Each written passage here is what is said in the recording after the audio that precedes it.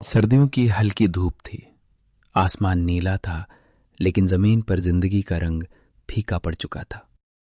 शहर के बाहरी इलाके में एक टूटी फूटी झुग्गी के पास नंगे पैर खड़ा था छोटू, लगभग 10 साल का एक गरीब बच्चा। आज मकर संक्रांति थी। हर तरफ छतों पर पतंगे उड़ रही थीं। लाल, नीली, पीली। आसमान खुशियों से भरा था। छोटू की आंखें भी आसमान में थीं, लेकिन उसकी जेबें खाली थी। बाबा, क्या हम भी पतंग उड़ाएंगे? छोटू ने अपने पिता रामदीन से पूछा, जो पास में कबार बीन रहे थे। रामदीन ने सिर झुका लिया। बेटा, आज रोटी का इंतजाम मुश्किल है। पतंग कहाँ से लाऊं? छोटू कुछ नहीं बोला, बस चुपचाप पास की दीवार के सहारे बैठ गया। उसकी आंखों में आंसू नहीं थे, लेकिन सपना टूटने की आवाज साफ सुनाई दे रही थी। अचानक हवा के झोंके के साथ एक कटी हुई पतंग उड़ती हुई आई और सीधे छोटू के पैरों के पास गिर पड़ी।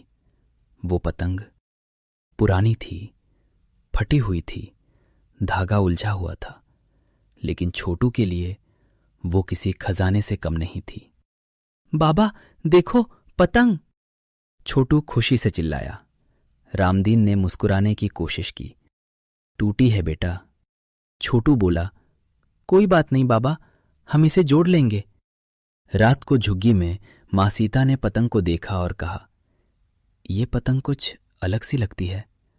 पतंग के बीच में हल्का सा चमकता निशान था, जैसे कोई तारा कागज में कैद हो। छोटू ने पतंग को सीने से लगा लिया। मां, कल इसे उड़ाऊंगा, ऊपर, बहुत ऊपर।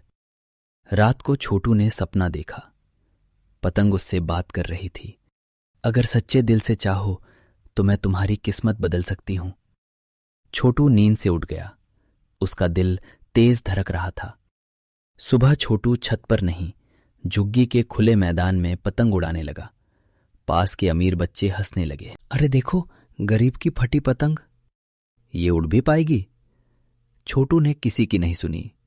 उसने डोर खींची और अचानक पतंग हवा में उठ गई। धीरे, फिर तेज, फिर सबसे ऊपर। आसमान में वो पतंग सबसे अलग चमक रही थी। लोग रुक गए, बच्चे चुप हो गए, सब ऊपर देखने लगे। जैसे ही पतंग ऊंची गई, हवा ठंडी और मीठी हो गई। सूरज की रोशनी और चमकने लगी। लोगों के चेहरे पर सुकून आने लगा।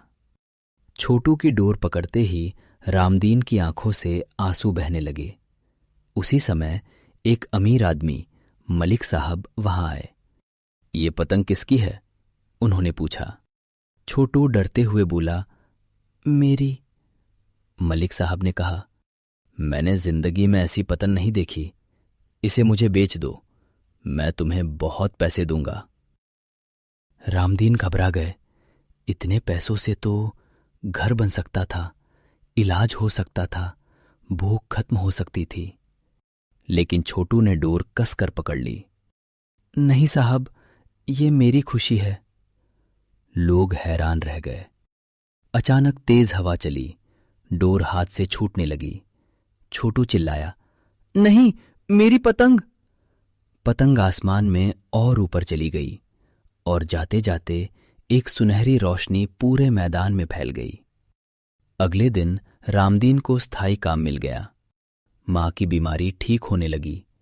लोगों ने छोटू की मदद शुरू कर दी। पतंग चली गई थी, लेकिन उसने उम्मीद छोड़ दी थी। छोटू आज भी आसमान देखता है। अब उसकी आंखों में आंसू नहीं, सपने हैं, क्योंकि जादू पतंग में नहीं था, जादू उस गरीब बच्चे के दिल में था। ठंडी रात, सन्नाटा ऐसा कि सांसों की आवाज भी साफ सुनाई दे। आसमान से गिरती बर्फ जैसी ठंड, और उसी ठंड में शहर के एक कोने में, एक टूटी फूटी पानी की टंकी के अंदर, एक परिवार अपनी जिंदगी समेटे बैठा था। ये परिवार था मोहन का। मोहन, उसकी पत्नी सीता और उनके दो छोटे बच्चे, पिंकी और गोलू। टंकी के अंदर न बिजली थी, न सही छत, बस चारों तरफ सीलन, ठंडी हवा और ऊपर से टपकता पानी। सीता बच्चों को सीने से लगाकर बोली, आज ठंड कुछ ज्यादा ही है, बच्चों के हाथ बिल्कुल बर्फ जैसे हो गए हैं। मोहन ने अपनी फटी हुई जैकेट बच्चों पर डालते हुए कहा, बस आज की रात निकाल लें, सुबह कुछ न कुछ हो ही जाएगा। लेकिन सुबह का भरोसा गरीब के लिए अक्सर झूठा साबित होता है। फ्लैशबैक। कुछ महीने पहले मोहन का एक छोटा सा घर था, झुग्गी लेकिन अपनी थी। मोहन दिहाड़ी मजदूरी करता था। सीता घरों में बर्तन मांजती थी। जिंदगी मुश्किल थी मगर साथ थी। एक दिन तेज बारिश आई, नाले उफान पर थे और उसी रात उनकी झुग्गी बह गई। सरकारी मदद आई, नाम लिखा गया, पर मदद कभी नहीं आई। धीरे धीरे पैसा खत्म हुआ, रिश्तेदारों ने मुंह फेर लिया और एक दिन मजबूरी ने उन्हें इस पानी की टंकी तक पहुंचा दिया। वर्तमान में वापसी। रात और ठंडी हो गई थी। गोलू कांपती आवाज में बोला, पापा, क्या हम कभी पक्का घर देख पाएंगे? मोहन की आंखें भर आईं। उसने आसमान की तरफ देखा और बोला, जरूर बेटा, भगवान देर करता है, अंधेर नहीं। उसी समय पिंकी को तेज बुखार आ गया। सीता घबरा गई। मोहन, बच्ची जल रही है, कुछ करो। मोहन के पास न पैसा था न दवा। वो ठंड में नंगे पांव दौड़ पड़ा, दर दर मदद मांगता हुआ। कई दरवाजे बंद हुए, कई लोगों ने नजरें फेर ली, लेकिन एक दरवाजा खुला। उम्मीद की किरण। वो दरवाजा था एक बूढ़े चौकीदार का। उसने बिना कुछ पूछे कहा, अंदर आओ बेटा, गरीब की ठंड भगवान भी समझता है। उस रात पिंकी की जान बच गई।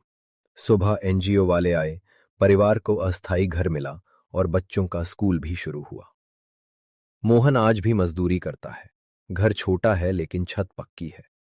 सीता आज भी मेहनत करती है, लेकिन अब बच्चों के हाथ ठंड से नीले नहीं पड़ते। और वो पानी की टंकी आज भी वहीं खड़ी है। हर गुजरने वाले से बस एक सवाल पूछती है, क्या गरीबी की ठंड सिर्फ मौसम की होती है या इंसानों की बेरुखी से भी बढ़ती है?